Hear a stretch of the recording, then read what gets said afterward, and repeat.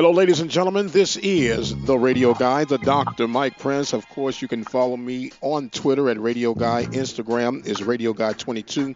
The website is obnradio.com. And of course, if you're in the Prairie View community, you can always check us out at 87.9 FM. Today, we have on the line a person who is definitely no stranger to this network, and she's definitely not shy about her swaggadocious, if there's such a word.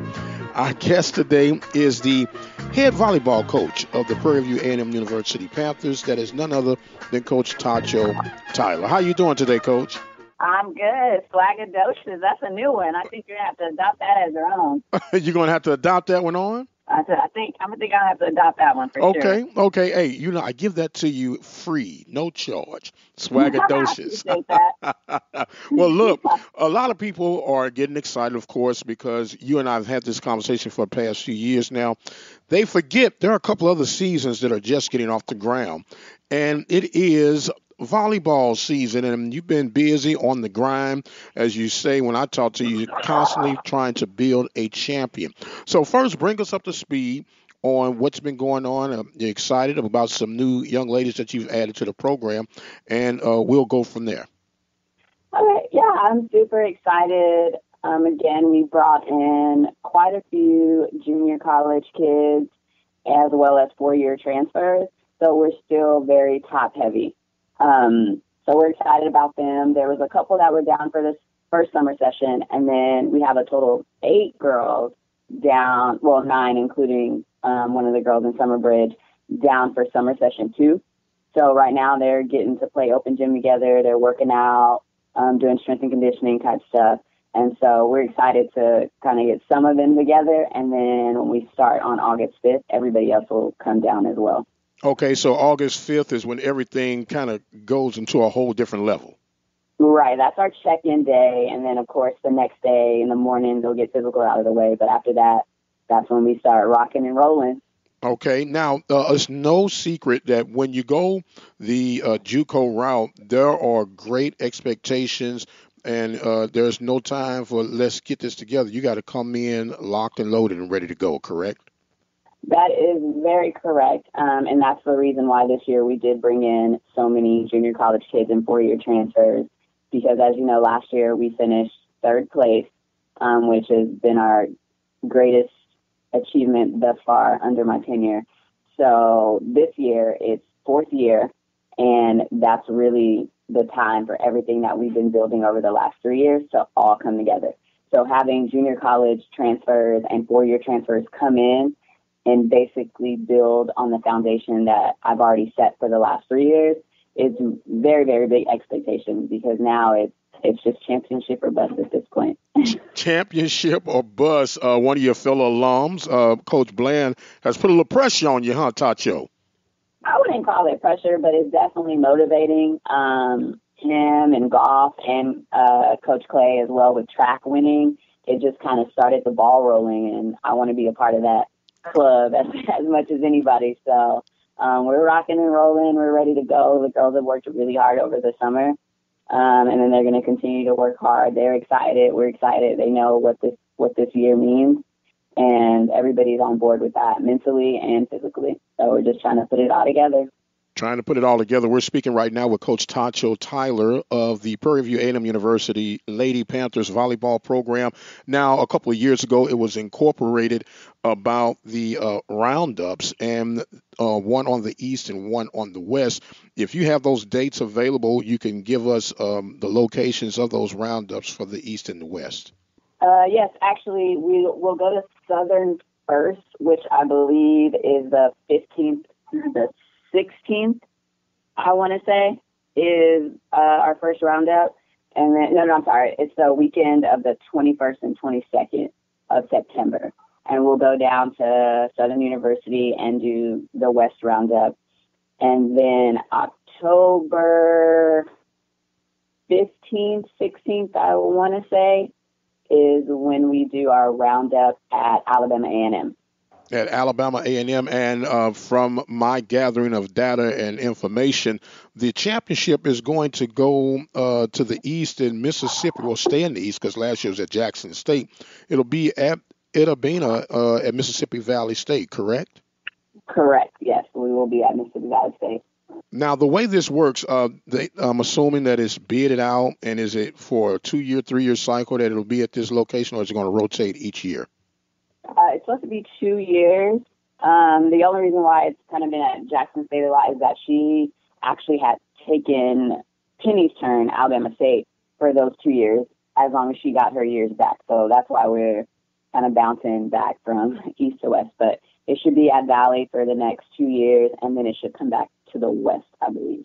Okay, and of course, Penny being Penny from Alabama State, the Lady Hornets. Now, how far, and I don't want to get too ahead of myself, how close, I should say, instead of saying how far, but how close are we to hosting this roundup on the west side on the hill?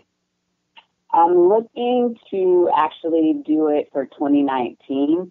I could have did it this year, but with the construction with the Baby Dome, and I wanted all of that to be finished and done with before we actually host it. So hopefully that'll be done by then, and then we can host in 2019. Okay, that sounds real good. Now, one of the, I guess, requirements would be multiple locations, correct? Yeah, well, yes and no. We could obviously use the rec center as another gym, but we can actually put 2 nets up in the Baby Dome, contrary to popular belief. Okay, well, back in the day, you used to be able to divide that thing off where you could have a couple of things going on. So I'm assuming there's a way to get that done where you could have continuous games going on in addition to the possible rec center. And I know I may have spoken to you about this before. In fact, I know I've spoken to you about this before. And I don't know how many strings it would take, but it sure would be nice and cozy to have some of them home games over at that rec center, man, a nice tight confine and create that home court advantage. Well, I mean, the Baby Dome's our home gym, so I mean, I like playing in there. The rec center is smaller, so you obviously would get a better fan effect. But we're working on some things now, actually, with the freshman class, the incoming freshman class, and we've gotten with student engagement, and they're actually going to attend our alumni game that we're having on the 26th. And so that'll get them prepped and primed for season and to come out and support us and fill up the Baby Dome. The alumni game, of course, would be on the 26th of August, correct? Correct. Okay, give us a little bit more information about that, please. Well, so since I've taken over, we haven't had an alumni game, and I've spoken to several alumni, and I got with Coach Will, and he actually kind of spearheaded everything for me. He's really taken the reins for it, but on the 26th, we have about 25 to 30 girls coming back, and it's also a scholarship thing as well, so they're all going to donate to our developmental fund to be able to participate, and so it'll be kind of set up like a round-robin tournament because we have so many ladies wanting to come back, and we'll play the current team, and we'll have a DJ, and I'm trying to work with Sodexo so we can get food and everything. So a nice little event to kind of kick off with our alumni starting to give back to our program. Okay, now this will be August the 26th. Will there Correct. be 6 p.m. at 10 a.m.? 6 p.m. Oh, 6 p.m. I was going to say, boy, you was talking about getting these alumni up early. You know they got to get their coffee. 6 p.m. in the Baby Dome. Okay, 6 p.m. at the Baby Dome. Now, would there be an admission for the general public? No, sir. It's free of charge. Okay, free of charge, but it is a fundraiser, correct? Technically for our actual alum coming back. So if they want to play in the alumni game, any of the alum, then we have a set cost for them to do that, and that money will go into our development fund. Now, if anybody in the general public would like to donate to our developmental fund as well, that information can be found on our Instagram and our Twitter. Okay, and those handles are for Instagram and Twitter, ma'am? They're both the same, which is PVAMU Volley B. PVAMU Volley B. I gave you a hard time about that before. You thought I wasn't following. Why didn't you just spell it out?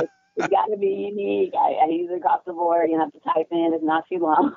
I understand. I understand. It's everything has to be strategic when you're doing your Yes. social media marketing. Just give it to those again, so they make sure that they got it taken. You know, they might be slow like I am, and they're trying to find some way to get it down. Give it to us one more time. No problem. It's TVANU Volley B, and the links are on our profile. Okay, the links are The on. donate. The links are on the profile, and you can go ahead and let's come out here and let's support these ladies. They work extremely hard. If you've never seen this young lady coach, she's extremely intense. She thinks she can still compete with these young ladies, but I won't even stir her up on that end. I used to, not so much anymore. I'm staying in my place now. Well, she had to learn how to stay in her lane. She walked on a boot for about a year, it seemed like. But all things are working out great. We're still excited about the upcoming season. We did go over the schedule. But next time we get together, we'll talk about the schedule, and we'll do some updates as they're getting ready for the opening of the 2018 campaign. Coach, as always, it is a joy to have you on with us, and I'm going to give you the final say, and the floor is now yours. Oh, well, thank you. But yes, it is a really big year for us, and we're excited, and we hope everyone comes out and supports us. Follow us on our Twitter and our Instagram for updates on our schedule. Our schedule is posted online at pvpanthers.com. And if you follow us on Twitter or Instagram, we do keep that very updated with what's going on in our program. And the next time me and Dr. Prince talk, I'll introduce you to some of the girls and the ladies that we have coming in this year. Our roster is up as well online, so you can check that out. And come out and support us this year. The chase begins. The chase begins. You know what? I got a brilliant idea, and I'm pretty sure you can be able to pull this off without getting any hot water. You can have those young ladies dial in on the message line, 713-570-6736. They can give their name. They can give their classification. They can give their position, their hometown, and just talk a little bit about themselves, and we can kind of give a little mini profile throughout the network. How does that sound? That sounds fine. What's the number again? The number is 713-570-6736. Okay, 6736. I got you. That'd be amazing. Yeah, that would be amazing. You know what? And we'll even open it up for Coach Will and with his crazy self. We can let him get on there and say something. And you be sure and tell him that the doc said hello. How about that? I will. I'll definitely let him know. Okay. All right. She is Coach Tacho Tyler, head ladies volleyball coach for Prairie View A&M University Panthers. I am the radio guy, the doctor, Mike Prince. We thank you so much for joining us on today. Remember to follow me on Twitter at Radio Guy. Instagram is Radio Guy 22. The website is obnradio.com. And if you happen to be on the go, you can always check us out on TuneIn or simply by dialing in from your phone at 605-477-5066. Until the next time, you guys be blessed, and we'll see you on the other side.